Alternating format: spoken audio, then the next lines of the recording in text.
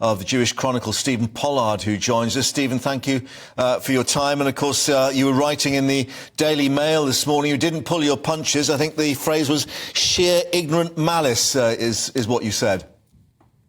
Well, yes. I mean, it's difficult to think of any kind of words, to be honest. I mean, she doesn't deserve any kindness, I think.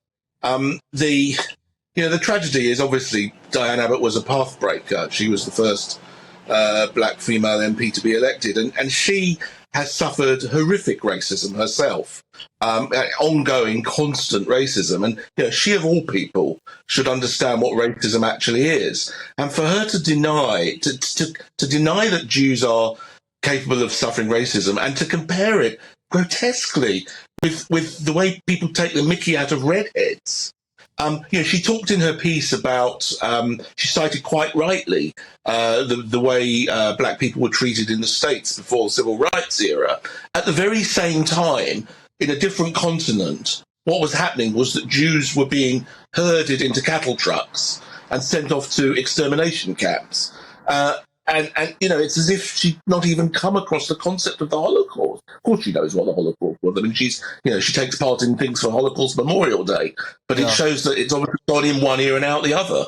Yes, I think she was talking about white people didn't have to go to the back of the bus, as of course happened with the segregation in the southern states of the USA, as you say, with the cattle trucks heading off to the extermination camps. I mean, is there a positive to this? And that is that people will once again concentrate on history and actually learn the lessons of what happened? You're shaking your head. No, I don't think it's a positive. Look, I think it's important that there's education, but do we really want to be having this discussion now? Yeah. I mean, I don't think there's anything positive from the way that she's behaved. I would like to, it's always good to try and take a positive from something. And yes, if it brings the issue to the fore, perhaps, but really there's nothing positive, especially given, as I said, that it's Diane Abbott, who, for a lot of people represents anti-racism at its best. That's what's so perverse about it. So given that, what do you think should happen to her? She's had the whip removed. Vox Pops that we had in Stamford Hill saying she should be deselected. I mean, do you believe this should be the end of her political career for Labour?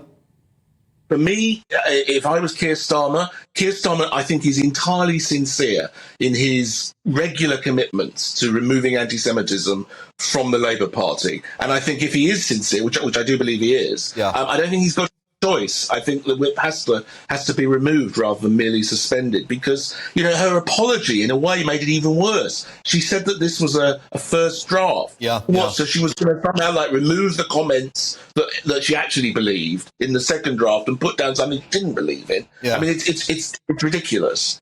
Maybe add the blondes to the redheads, who knows? Anyway, Stephen, thank you for joining us.